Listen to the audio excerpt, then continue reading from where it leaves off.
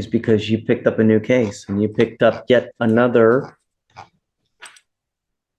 possession or use of an abusable volatile. I don't even know what happened because today is the day set for arraignment on this case. What happened on the new case, if you don't mind? Do you want me to repeat some? Yeah, please, because I've not even heard it to know what happened. Yeah. I also spoke to the witness yesterday, so I can tell you minutes from Great. the actual. But on October 17th of 2024, officers responded to a family welfare check at the Dollar Tree located at 14324 FM 2920. A witness stated she observed the defendant inhaling from a can of multi-purpose cleaning duster and later observed the defendant slumped over on the steering wheel of her motor vehicle in the parking lot. Upon officers' arrival, officer observed the defendant sitting in the front driver's seat of her motor vehicle with the motor vehicle running in the on position. Officer also observed several cans of multi-purpose cleaning duster beside her. Officer observed the defendant to be confused and disoriented. She admitted that she had entered the office depot to purchase several cans of duster with the intent to inhale chemicals in a manner contrary to the directions, cautions, or warnings appearing on the label. And the defendant stated she did so to create or induce a condition of intoxication, hallucination, or elation. And she was found in possession of 3 10-ounce cans and 1 3.5-ounce can. Is there anything else that you wanted to add to this? Me, Judge?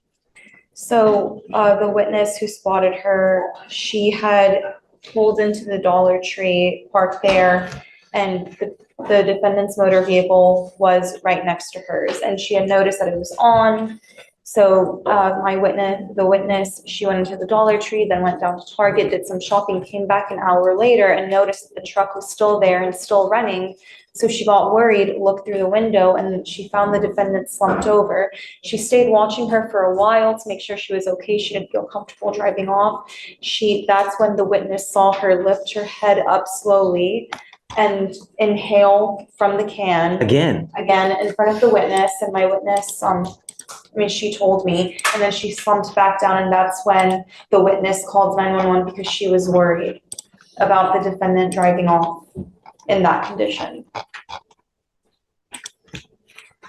I've spoken extensively with Ms. Stepanski about this, Your Honor. You said the exact same thing to me when we came here the first time, and now she has a new case. Yes. True statement, Your Honor.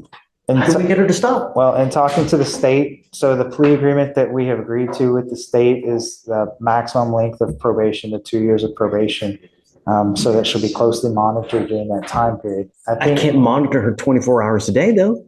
Yeah, but she knows that she's, subject to, random testing or urinalysis and different things. Still not going to show. I'm forbidding you from going to any store that sells this kind of stuff. You're not to go to any Walmart. You're not going to any Home Depot. So she's also willing to sign a no driving affidavit, Your Honor, and so only her husband would be driving her anywhere. And so I think that her husband threatened her to divorce. I just me being frank, over this. If this ever happens again, her husband's divorcing her, is what he's told her, and is going to be closely monitoring her, and she's not driving by herself. You realize that what you're doing is you deprive your brain of oxygen when you do this, and at some point perhaps you'll hemorrhage yourself, perhaps you'll end up brain dead, you'll incapacitate yourself, that you're going to be unable to without the ability to speak.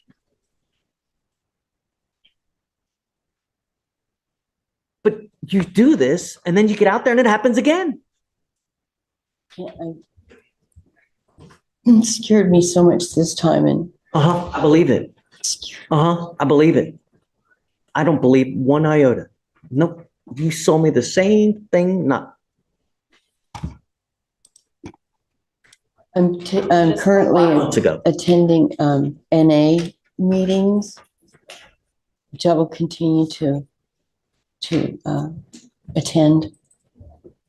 I think that, like I said, the combination of her not being able to drive to be able to go get this stuff, and her husband helping to monitor that, and the enforcement of the 2 years of probation and making sure that she knows that, she's under I have a sponsor. surveillance, that I don't think it will continue to be a problem. I think that when there's been monitoring, there hasn't been a problem. This is just me kind of pulling back the curtain there because we're entering a plea. Sure, Haddad, how do we get it to stop?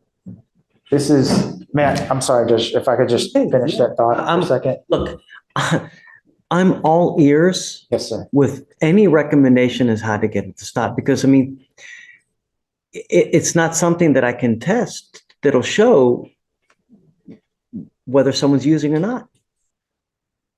Judge, at this point, I mean, I was hoping that the TRS would recommend something such as like HUA, that's like a intensive treatment made for women. That's, It's, I mean, yeah, I'm thinking HUA might be a good place to put it. Figure out what the TRS is kind of. Right. I think that that's the best thing that we need to do. Yeah, I think that, But my opinion, Your Honor, is that the no driving affidavit will cover or will fix the problem. This was when as soon as she started to drive, basically it became the problem. When the husband said, okay, you can drive, then she went to the store and did that. But without her being able to drive, and like I said, the husband making sure that that's not happening, because again, he's not tolerating it. is the husband here?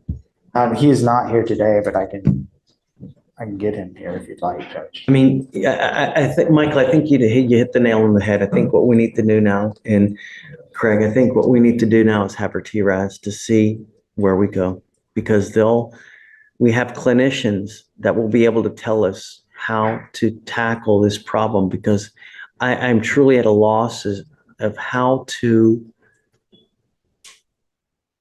get it to stop, because theoretically, this is something that you can get anywhere, right?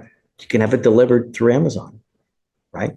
So, Sure, but that hasn't been her MO of doing any of this. I understand you. I hear your words. she's been able to drive. I understand. Right. Well, she wasn't able to drive for a while after this happened or whatnot, and then it wasn't a problem. And then when driving resumed, then that resumed being a problem. So that's why I think I don't know that for the no sure. driving affidavit would fix that. Ms. Brown? I mean, I've explained to her that, what she's signing up for, is a lengthy probation. It's a 2-year probation with potential constant monitoring that whole time, plus whatever TRS conditions and every kind of help that they can, help her with. And then, that if she messes up in probation, that she signed up for, 180 days in jail, that's what she's understanding. I know that when she was in jail, she spent 3 days in jail on this new offense or whatever. And I know that was a pretty devastating experience for her. She's, 65 years old and, takes a ton of medicines, which she didn't get and stuff when she was in jail. And I know that was a big deal. She's having panic attacks in jail and things. But I think the conditions that we've agreed to with the state are sufficient. I mean, I wouldn't have signed up for I mean, it. I'd like to put on there no possession of any kind of volatile container that can be abused That's to get fine. high. That's fine. I want, no going to Home or Office Depot, Walmart. Ma'am, I want you to understand that if I find you with another of these containers, and I don't care what you're doing, where you're going, who you're with, I'm going to put you in a rehab facility in the jail. And if that's what we need to do to get you to stop, I'm going to do it in a heartbeat. Do you understand? I mean, you're killing yourself slowly. That's all that's happening. And the problem is that everyone around you is suffering. What happens if you do this in the middle of the road while you're driving? I mean, God, if you kill someone, you get charged with murder. Is that the last thing we want you to do is to spend the next 30 years of your life in prison because of a drastic and catastrophic event where you kill someone. And in that kind of stupor state, if you're in a car, you're begging for it to happen. Okay, so I guess I'd like to do the TRAS to see where we go. So what we're going to do is I don't know.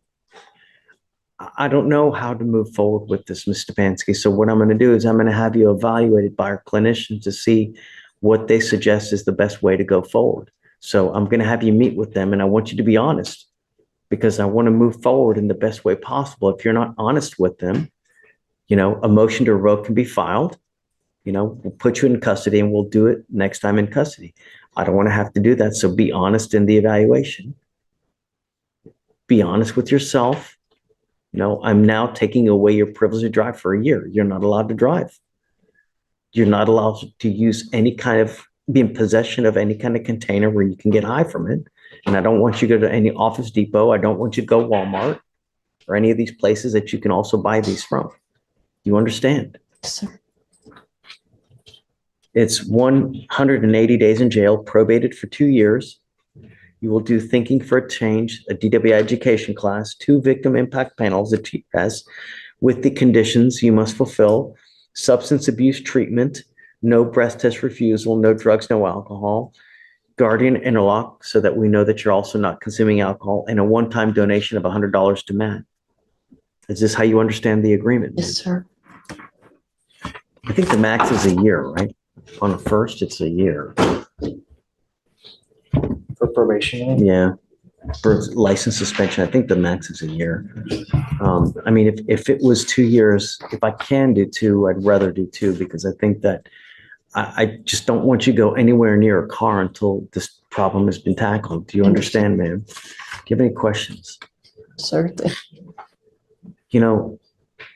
There are other things in life that give you that kind of rush instead of using a can.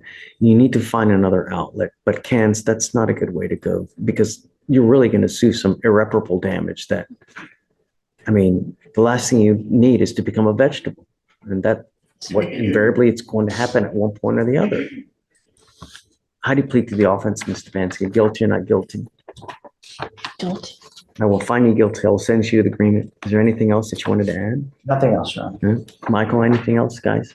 No, just the other 2 cases. Okay, so as a part of the agreement is this DWI, they're going to dismiss your other 2 inhalant paraphernalia cases as well, okay? All right, man, wish you best of luck. We'll have you do the TRAS, and then I guess just give me a heads up when you do it, will you? And then, Craig, I'm going to reach out to you so when we get it back, I'll let you know what it is that way. That's not That you know as well. They may say inpatient, I don't know. right. And you understand that. They could Understand give that. you inpatient treatment. All right, man. We don't know. Best of luck. Depends on what they feel like is See you appropriate. soon. Thank you for the chance.